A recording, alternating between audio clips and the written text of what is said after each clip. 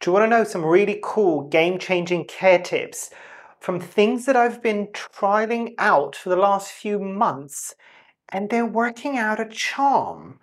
Things that will help with root rot, making sure that you get the most amount of growth in the summer. If you're interested, stick around.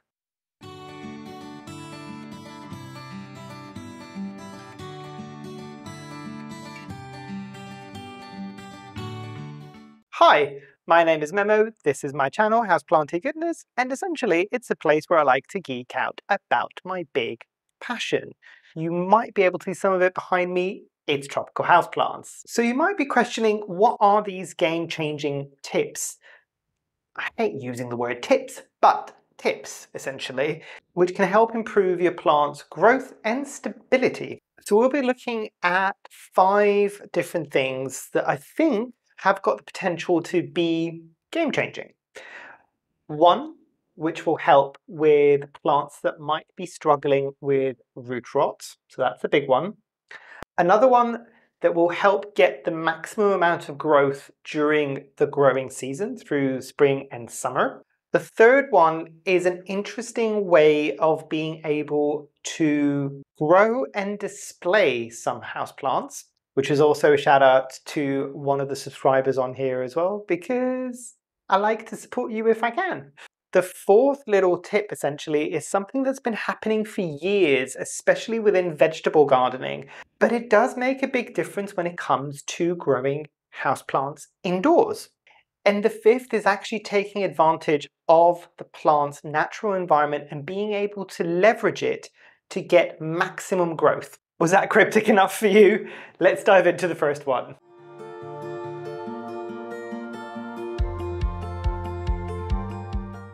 So the first one I want to talk about is the tip that I would have if your plant is struggling with root rot. Now, I will heavily caveat this and say that this might not apply to every situation, and use it at your own risk, because this is something that I've tried and it worked for me. It might not work for you. So let me lay down the scene for you. You've got a plant and it's been struggling for a while. You've taken it out of its pot, out of its media, and you're seeing that unfortunately you've got the dreaded root rot. Now there's several things that you could do here. Obviously treat the root rot, and I have done an entire video on root rot and I will link that at the top there. And make sure that as much of that root rot is gone as you possibly can get it. After that stage, what would normally happen, and this is unfortunately a really heartbreaking situation that we've all kind of experienced, where you've got root rot, you've lost quite a few roots, the plant is struggling, it's dropping leaves, the leaves are curling or crisping or yellowing, all of the above, because essentially what has happened is a large chunk potentially of the root system from the plant has actually died off because of that rot. And subsequently, if you've done everything I've said in that video, removed the rotting roots and maybe a tiny bit more, just to make sure that everything is as good as it can be for that time. Well, what if I told you there's a way that you can salvage some of the leaves? And this might not apply every time, and it needs to be a certain set of conditions to be able to do this. But you can, and I've had good success. I did it once and it kind of happened, and I did it twice and it happened again, and I did it 3 times and it happened again. Obviously this is not exhaustive testing, this is just something that I've noticed time and time again with plants that I have dealt with root rot and the leaves were really struggling. And it is something that might surprise you. So, for the eagle-eyed amongst you, this is the second Heterocraspidum from Equigenera, which was doing exceptionally well when it arrived.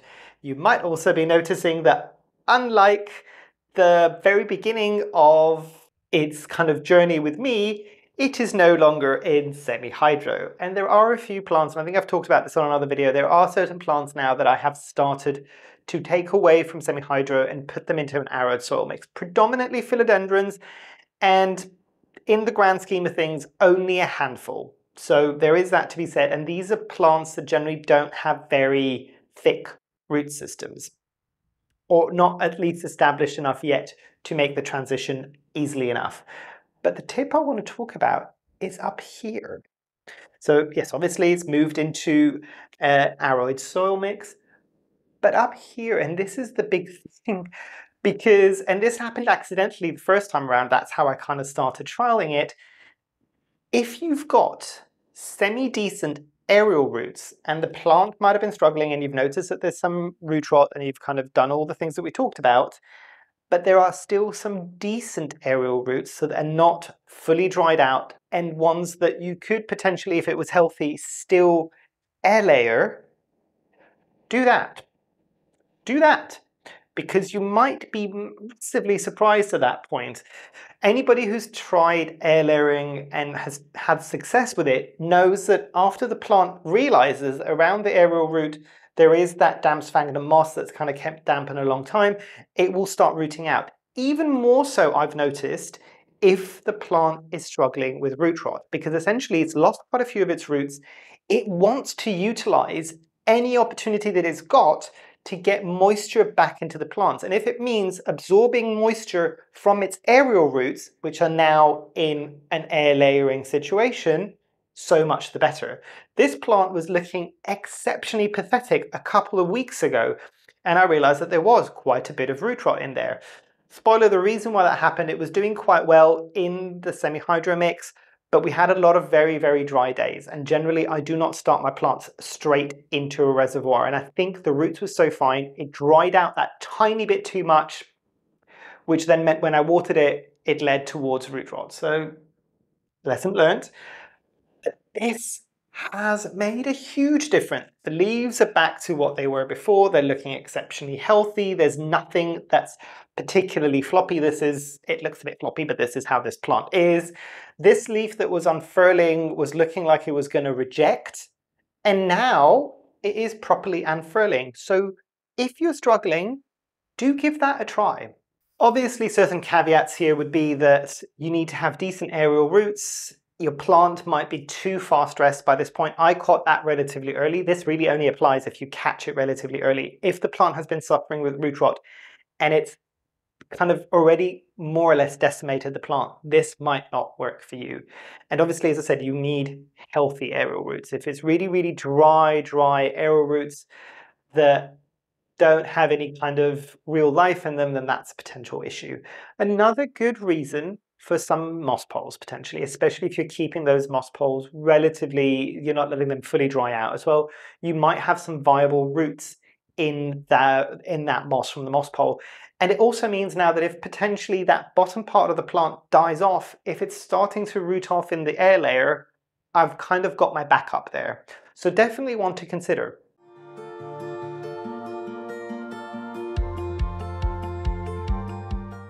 The second big tip that I want to talk about is something that you've potentially heard me talk about a lot on my channel, and it's the fact that I don't stop fertilizing in the winter.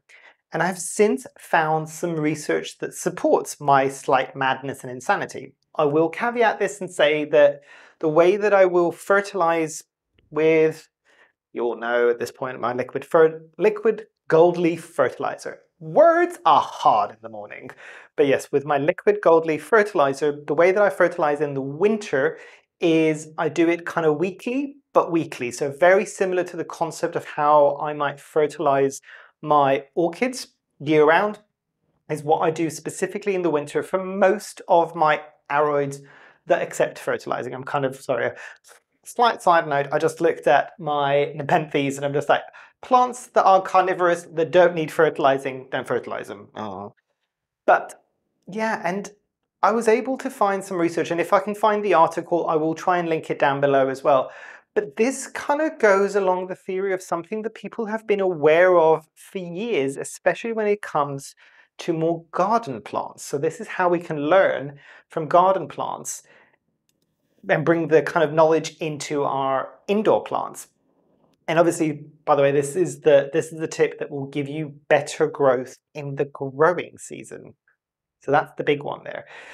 So with most plants, like especially trees, from what I can see from the research, so fruit trees, regular kind of ornamental trees, they might lose all of their leaves, and everybody keeps saying, oh, they're dormant for the winter. Yes, the above ground bit is dormant for the winter. The below ground bit And I became much more acutely aware of this because I've got some fruit trees that I bought this year. And I was going to fertilize them. I'm just like, it's spring, I should fertilize them. No. All the advice is don't fertilize in spring. Fertilize in autumn or kind of towards the end of the winter months, basically. Because what happens with a lot of plants, ours included, is the roots don't go dormant. The roots are still growing, they're still absorbing things in the soil, even if there's not an awful lot going on the top in terms of foliage. Obviously, most of our indoor plants aren't, the word deciduous, so they don't drop their leaves over the winter, most of them. And they might just slow down and you might get no new growth. Now, this is the thing that we all need to remember. There's a few things that we need to remember, specifically when talking about tropical houseplants. In their natural environment, in the rainforests, there is no dormancy period. So if you're trying to say, oh, you know what, I'm going to do what the plant wants to do and just let it be dormant over winter. In the rainforests, they grow 12 years of the year. 12 years of the year? 12 months of the year.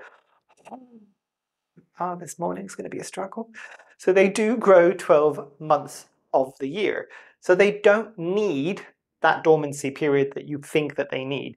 They are quite happy to keep growing year round, keep absorbing nutrients and all of the above, basically. So what you want to be doing is if you're fertilizing in the winter, and again, this is backed up with some of the research, these plants are pulling in those nutrients. They are better in the winter at storing the nutrients, so they're then ready for that growing season. And it also means that in that growing season, if there's any nutrient deficiencies that have happened over the winter months, they will show in the spring and summer. So I do implore you, if you don't want to do it all at once, because I know it's difficult to break certain habits, try it with a couple of your plants this coming winter, basically. Try fertilizing them and see with those specific plants if you've got much more improved, better, bigger growth the next growing season. Because in my experience at least, it makes a huge difference. So the second big tip is fertilize weekly, but still fertilize over the winter months. Your spring and summer plants will thank you for it.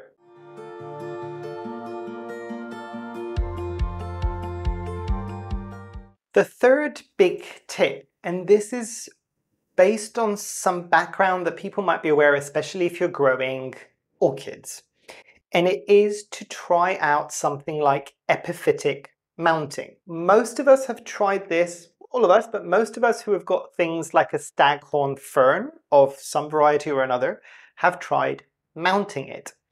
People who have been kind of dealing with orchids for a very long period of time, and I know there is some overlap between the houseplant community and the orchid community because we're all growing plants generally indoors, is that the orchid growers have been growing on mounts or mounted orchids for a very long time. And a lot of them, at least from what I can see online, for most, not all orchids, they tend to have a preference towards that growing media. Not all of them, as I said, some orchids need different conditions, so they don't grow those up a mount, but a lot of them do. And that is something that I've been experimenting with recently.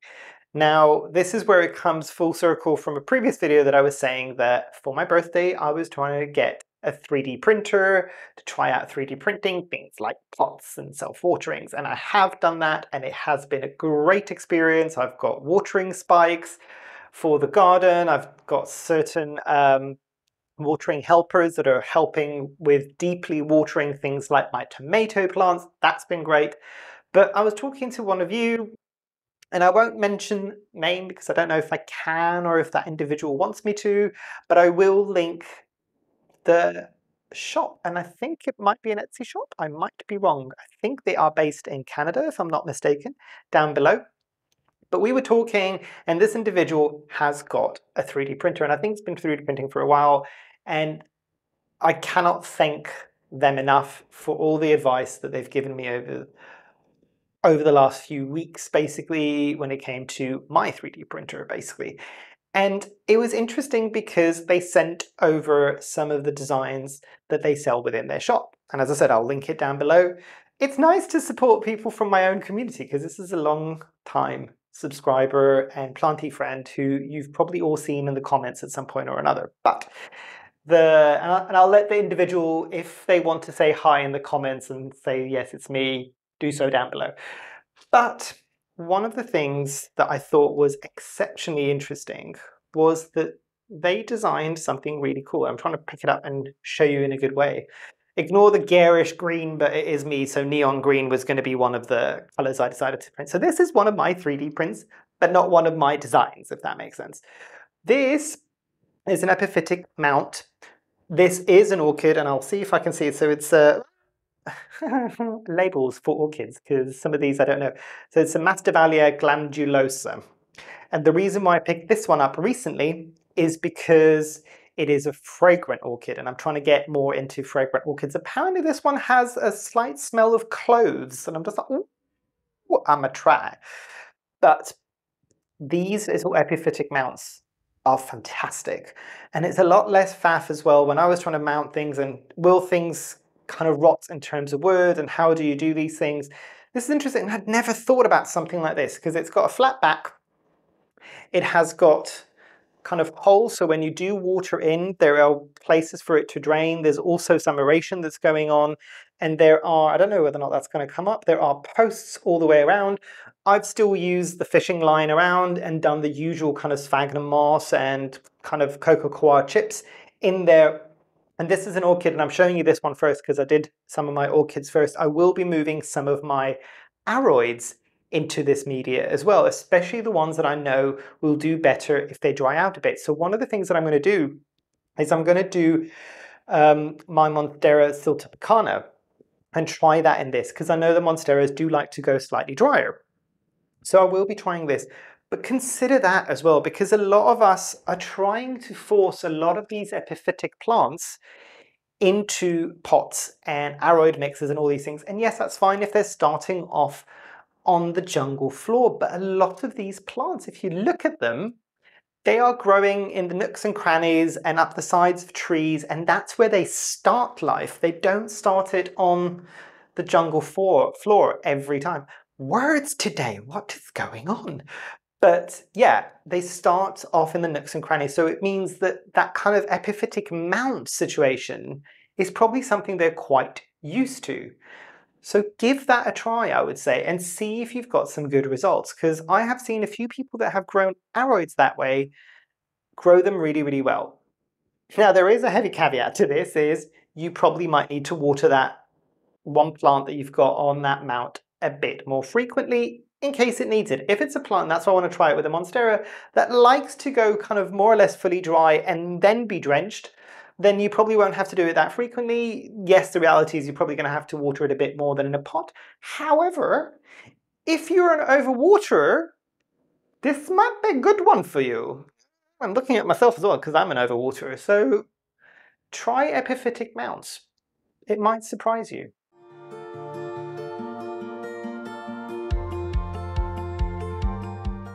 And the fourth big thing that I want to talk about, again, is something that's inspired, and not inspired, but I think they talk about this a lot more when it comes to the vegetable world.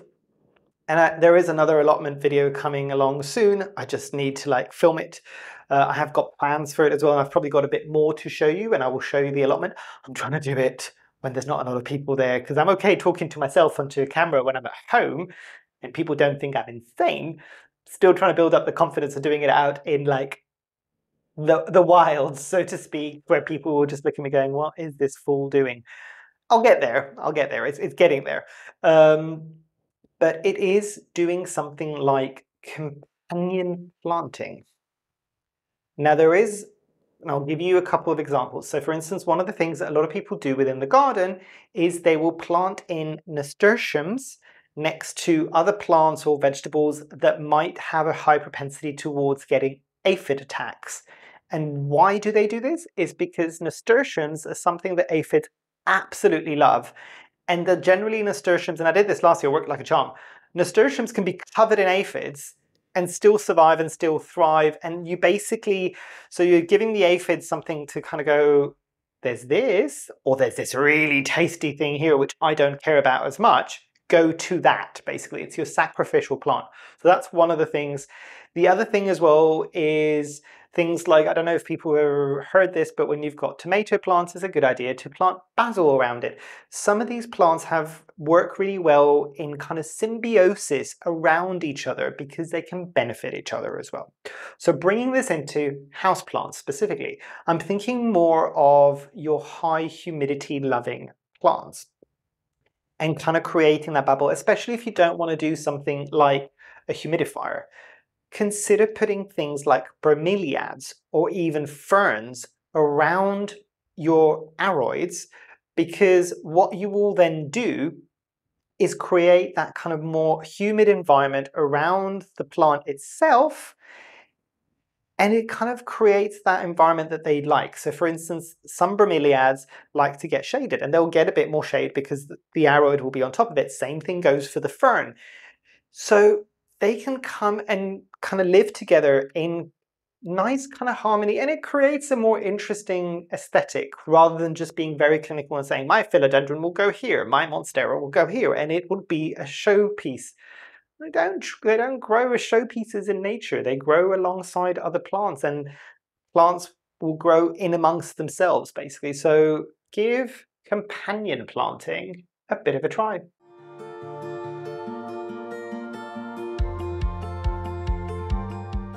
And the final big thing that I want to talk about, and again, I'm taking some inspiration because I've noticed this with a lot more of the orchid growers out there, is we talked about on my channel several times over, doing your research, being aware of the natural habitat of plants, all of the above. But the one thing that people generally, they try to emulate the environment in terms of light, in terms of humidity, in terms of all these things. Temperature isn't something that people always think of.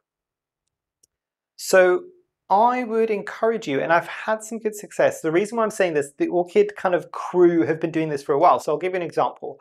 My monkey mask orchid, and I'm trying to remember what it's called now. So the Dracula solii, I think. I'll add the name up the top. That will only really bloom if the temperatures drop to around 15 degrees Celsius. I think that's what it is. So it's a cold blooming orchid, which brings its own set of challenges.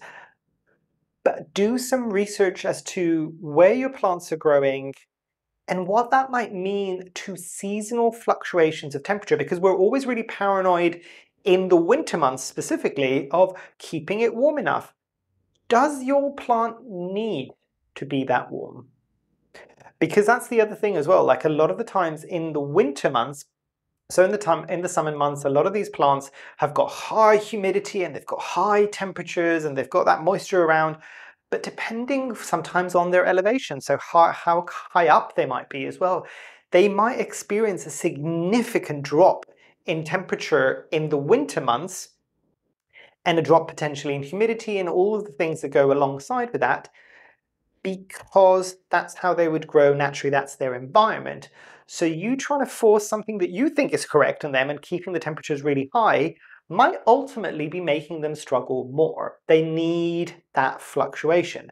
And it's a really tricky concept for people to wrap their heads around, because if you think about things like the golden pothos that has been in the houseplant market for a long time, to a certain point, I would imagine over the years and generations of plants that have kind of come before them, they've probably acclimated a bit more to our household's kind of stable temperatures, kind of. Probably not to a huge degree, but probably more than the average kind of rare houseplant that we've all got in collections now, because they've not been in the houseplant trade for very, very long. So they are very acutely kind of set to their natural habitat. So bear that in mind, do your research, see where these plants are growing, see what the temperature fluctuations are. And it's interesting because even when you find information about where the plants are growing in their natural habitat, it might tell you something about light, it might tell you about rainfall, it might tell you about all these things. It doesn't always tell you about temperature. And there's a wonderful thing called Google.